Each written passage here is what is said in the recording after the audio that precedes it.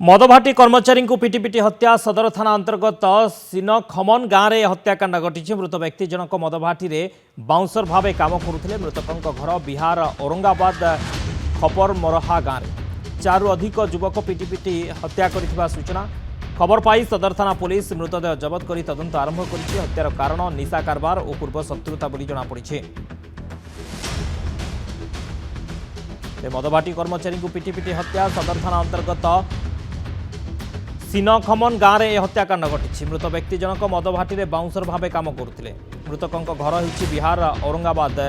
खपर मरहा गाँव में चारु अधिक युवक पिटी पिटी हत्या कर सूचना तेरे पुलिस पहुंची मृतदेह जबत कर तदंत आरंभ कर हत्यार कारण निशा कारबार और पूर्व शत्रुता कहुच्छी जमापड़ी पूर्व शत्रुता और निशा कारबार ये हत्यार कारण।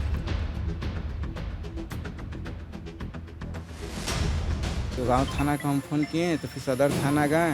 तो फिर वहाँ से अंतो आकर बोला कि मैटर सॉल्व होगी आपका पहलवान आ रहे हैं। तो फिर उसके बाद नहीं आए तो हम फिर फ़ोन किए कि मेरा पहलवान नहीं आए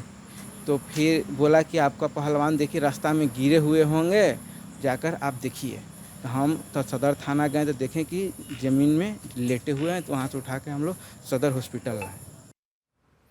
अधिक आलोचना करवा दीपक पुरोहित बलांगीर ब्यूरो हेड अच्छा। दीपक कौन सूचना ये घटना को नहीं कहीं हत्याकांड होती कौन शत्रुता थिला कौन पूरा घटना थिला?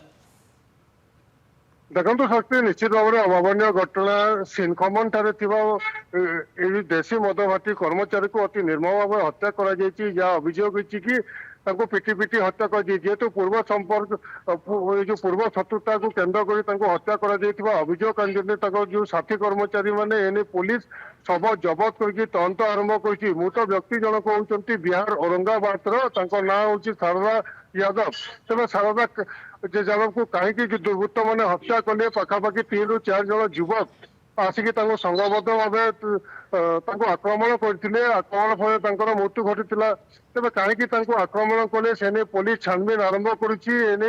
किसी समय पर शव व्यच्छेद कर शव व्यच्छेद पर परिवार लोके को हस्तांतर किंतु कहीं कौ परिस्थिति हत्या करागला एने पुलिस तदंत आरंभ करुच्ची। शक्ति ओके बहुत बहुत धन्यवाद दीपक समस्त सूचना।